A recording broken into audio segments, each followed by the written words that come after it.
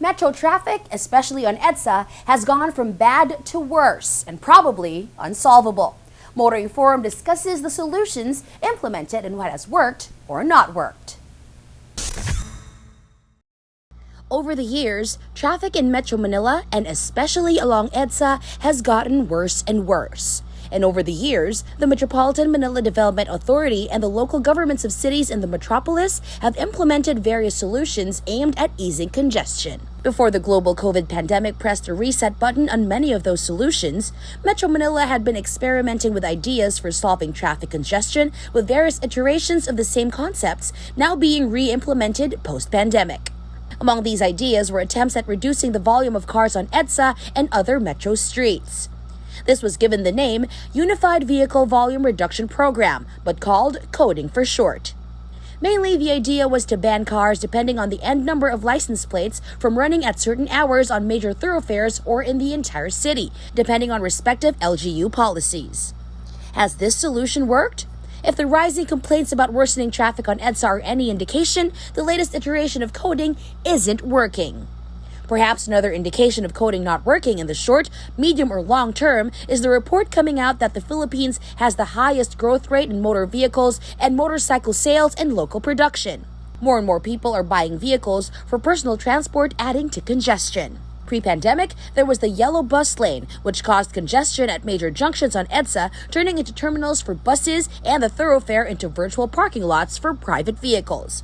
During and post-pandemic, the EDSA bus carousel worked to provide faster commute for daily wage workers and other commuters, but is now being seen as the cause for daily gridlock for private vehicles.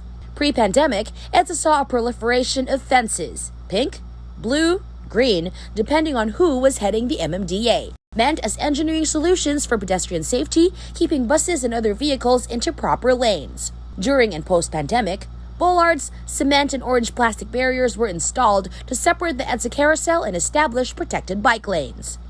It was said that bike lanes would encourage people to leave their cars at home and use so-called active transport to work.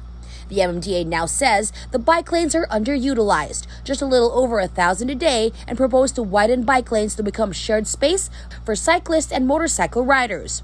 Both cycling advocates and motorcycle groups shot down that proposal. Over the years, alternative routes, given the name Mabuhay lanes, were identified and cleared of obstruction, with signages installed to encourage motorists to take secondary streets and ease traffic volume on major thoroughfares. EDSA and other main thoroughfares remain congested, but this time, rush hour traffic seems to last the entire day and most of the night. Many intersections on major thoroughfares like EDSA, Commonwealth, C5, E. Rodriguez, etc. have been closed off and U-turn slots installed at strategic areas.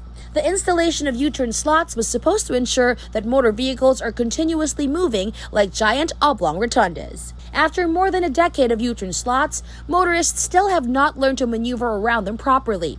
U-turn slots are now being blamed for causing accidents and adding to congestion, with plastic barriers narrowing lanes further.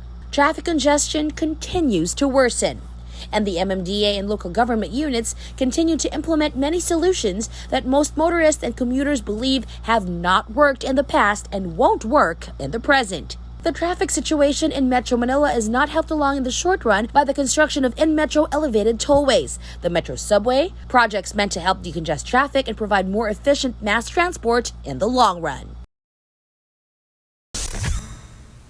As it is now, people will have to live with the congestion and millions of man-hours lost to traffic.